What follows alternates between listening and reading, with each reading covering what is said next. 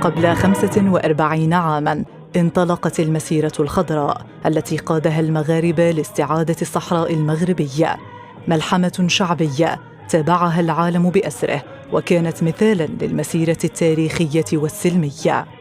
الخطاب الاستثنائي للملك الراحل الحسن الثاني في 5 نوفمبر من عام 75 900 وألف أعطى إشارة الانطلاق لزحف 350 ألف مغربي من جميع أنحاء البلاد لاسترجاع الأقاليم. فور صدور قرار المحكمة، ألقى الملك الحسن الثاني خطابه الاستثنائي في 16 من أكتوبر عام 75 900 وألف معلناً عن تنظيم المسيرة الخضراء. قرار الحسن الثاني: شارك في المسيرة الخضراء 350 ألف مغربي قدموا من جميع ربوع المملكة، 10% منهم من النساء، إضافة إلى مشاركة وفود من عدد من البلدان العربية.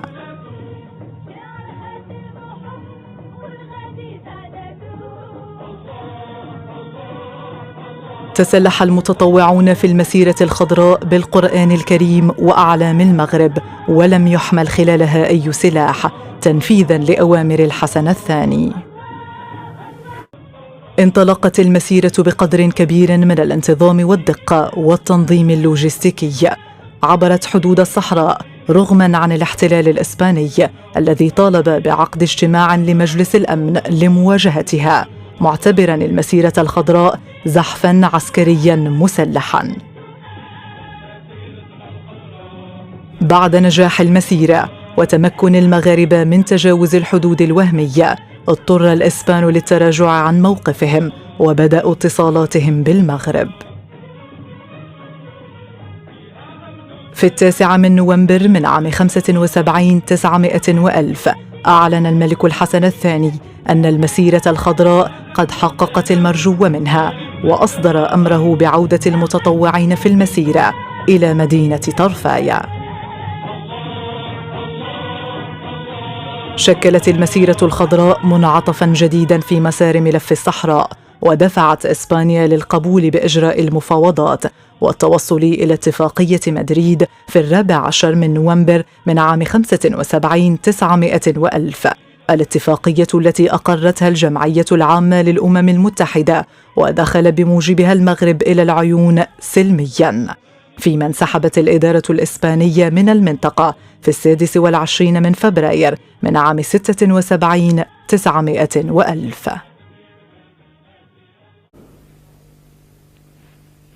لنلتحق بالصحراء ولنصل الرحم مع إخواننا في الصحراء.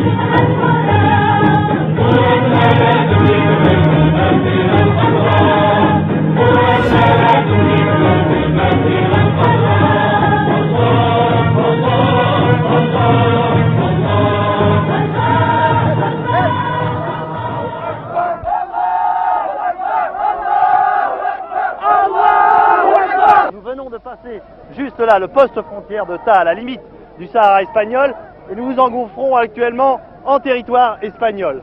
Vous ne les voyez pas, mais il y a au loin là des hélicoptères espagnols qui rôdent et qui observent la situation. Le flot actuel est à peu près de 40 000 hommes, c'est le premier contingent qui vient de passer en présence du Premier ministre marocain qui est en tête du convoi.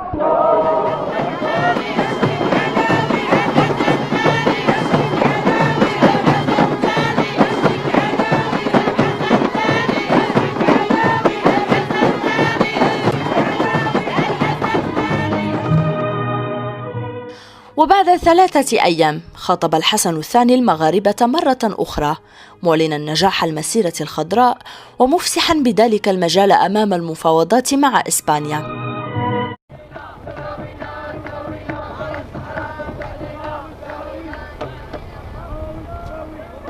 Maroc, la marche verte. Verte parce que le vert est la couleur de l'étoile sur le drapeau rouge marocain. C'était la couleur préférée du prophète Mahomet. Et parce que cette marche est aussi une marche sainte. Du moins, c'est ce qu'on leur a dit aux Marocains quand on leur a demandé d'aller récupérer les arpents de sable colonisés par l'Espagne, le Sahara occidental, au cours d'une marche sans précédent dans l'histoire moderne.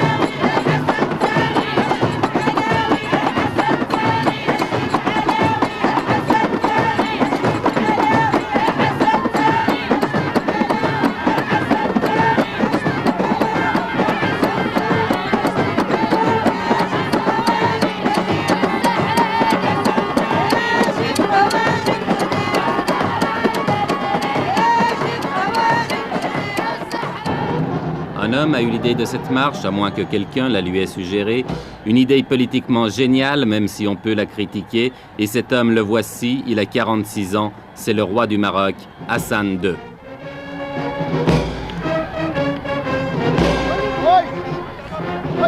Avec la marche verte, Hassan II espère gagner sur tous les plans, faire oublier les problèmes intérieurs, se réconcilier avec son opposition, même de gauche, et surtout ressouder le peuple marocain dans un immense élan de nationalisme. On dit qu'il joue sa couronne dans cette opération et c'est vrai qu'elle n'est pas sans risque. La tension dans cette région du Maghreb est montée dangereusement et justement, le secrétaire général des Nations Unies...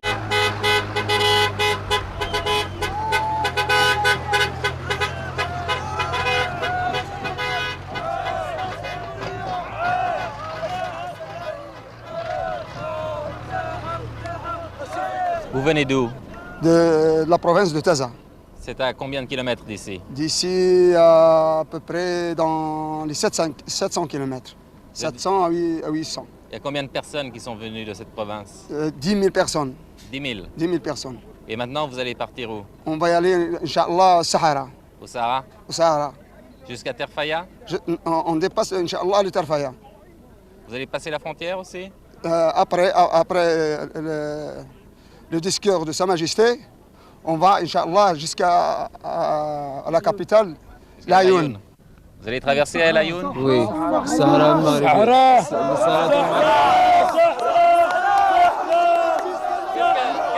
Qu'est-ce que ça signifie? Qu'est-ce que ça signifie le Sahara pour vous?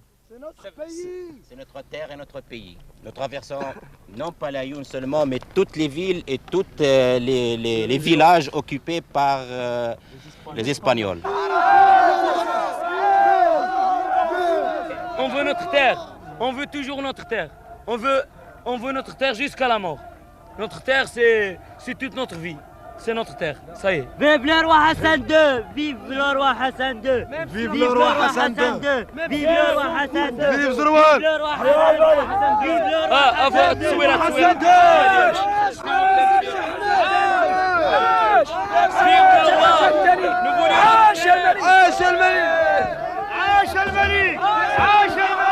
الجهاد الجهاد اسبانيا تخوي البلاد الجهاد الجهاد اسبانيا تخوي البلاد الجهاد الجهاد اسبانيا تخوي البلاد الجهاد الجهاد اسبانيا تخوي البلاد الجهاد الجهاد اسبانيا تخوي البلاد الجهاد الجهاد. Cela fait plus de 2 semaines maintenant que les premiers convois ont pris la route du Sud. Plus de 2 semaines de délire qui confine au fanatisme. Plus de 2 semaines que le Maroc vit dans la fièvre. Tout cela pour quelques milliers de tonnes de phosphate, vous demanderez-vous? Non, pas seulement. Tout cela aussi, du moins aux yeux du peuple, au nom du roi et de Dieu, si Dieu le veut, Inch'Allah.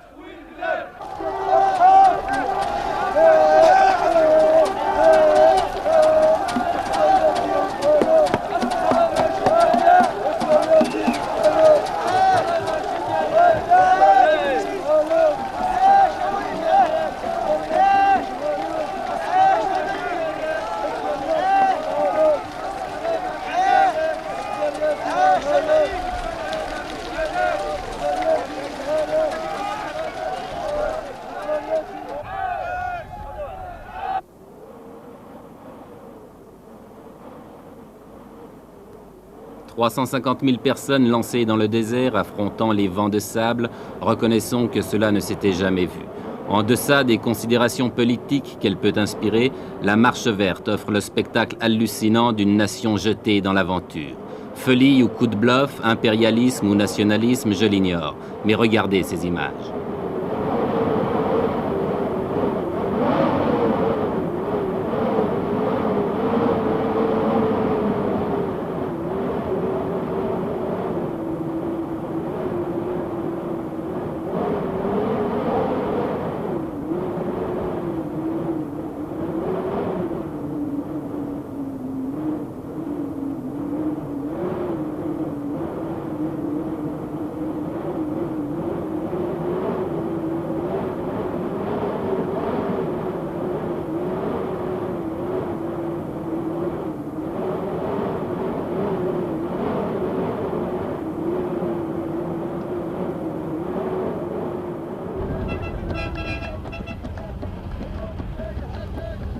« 350 000 personnes dans le désert, cela signifie 10 000. Oui, vous avez bien compris, 10 000 camions. En une journée, ce sont 5 convois comme celui-ci que nous avons rencontré sur la route. Par mesure de sécurité et pour éviter un trop grand désordre, tous les arrêts s'effectuent en dehors des localités.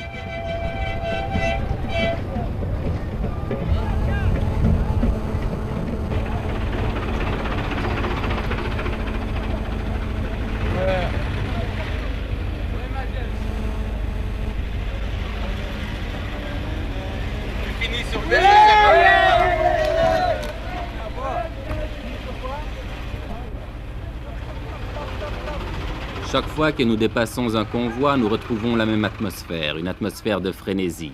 Et chaque fois aussi que nous interrogeons les gens, ils nous font les mêmes réponses. Écoutez.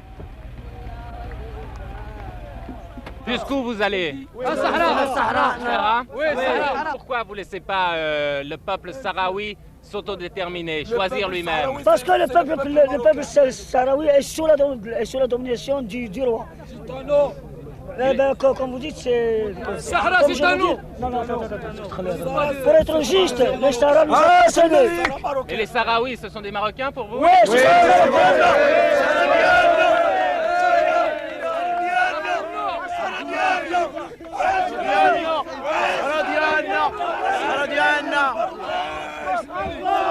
Hassan le roi Hassan II. الله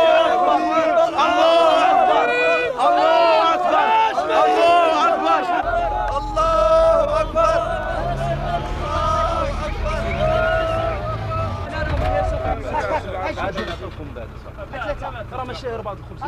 Tout le long du voyage, les vivres sont assurés. On distribue les miches de pain à la lancée, mais en proportion calculée, un pain pour 4 hommes. Le convoi se ravitaille donc, puis reprend la route.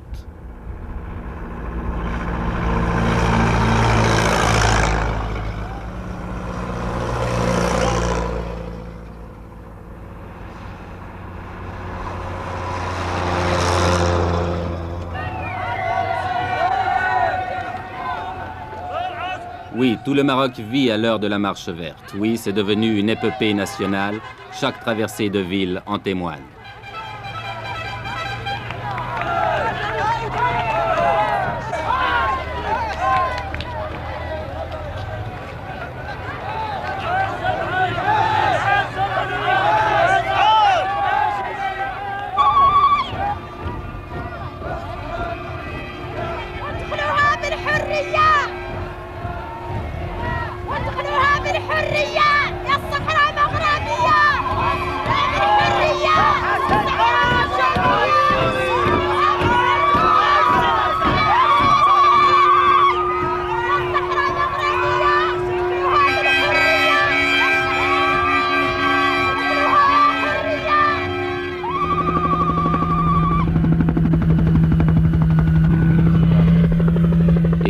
C'est l'arrivée à l'extrême sud du Maroc, à côté d'une petite bourgade perdue dans le désert, où avait atterri autrefois l'avion de Saint-Exupéry, Tarfaya.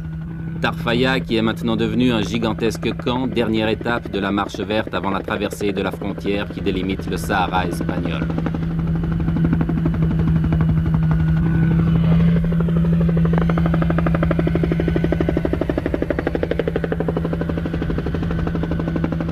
Dans ces alignements de tentes et de camions, on s'est installé province par province. Et l'ambiance de ce campement le fait ressembler à un Woodstock du désert.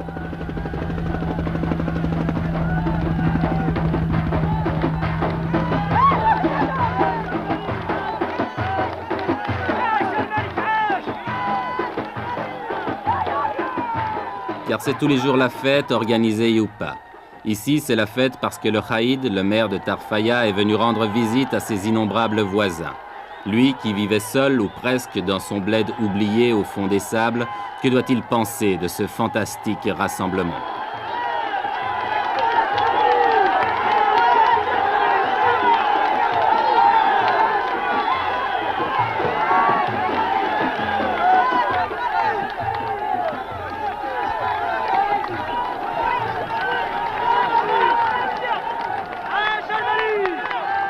Avec une prodigieuse capacité d'adaptation, la foule s'est installée rapidement. On a nettoyé le sol des cailloux pour en faire des clôtures, on a dressé des tentes de fortune, et il ne reste plus qu'à tuer le temps en attendant l'ordre du roi pour se remettre en marche vers les terres spoliées.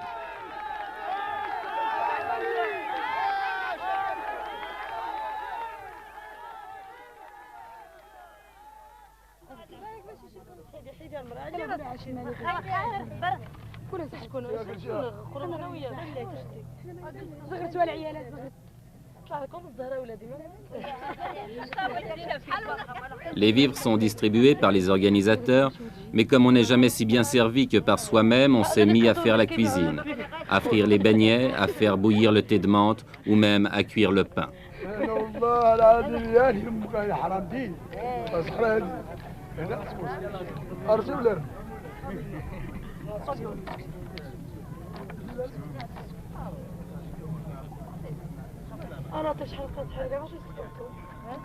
Ici et là, les 1001 petites occupations de la vie quotidienne.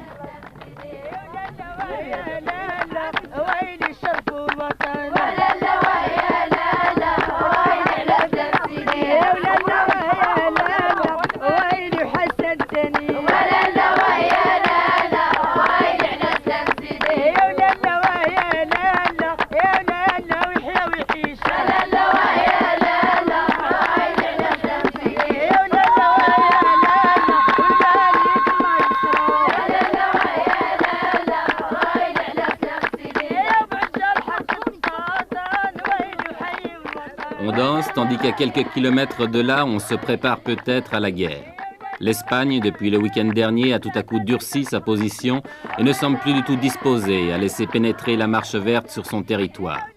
Que va-t-il se passer? Mais qui se pose ici ce genre de questions?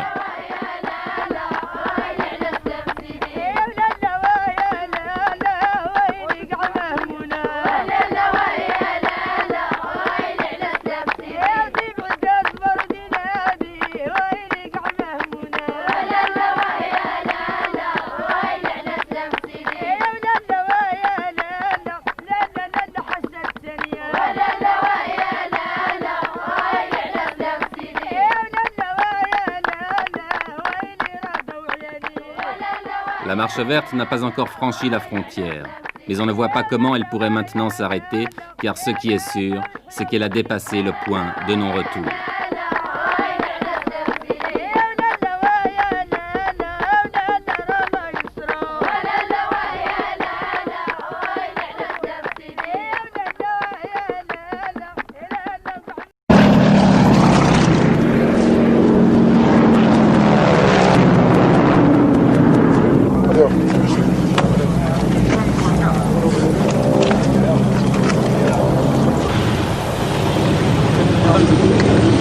Votre dernier mot en quittant ce pays, général, la télévision française. Su última palabra.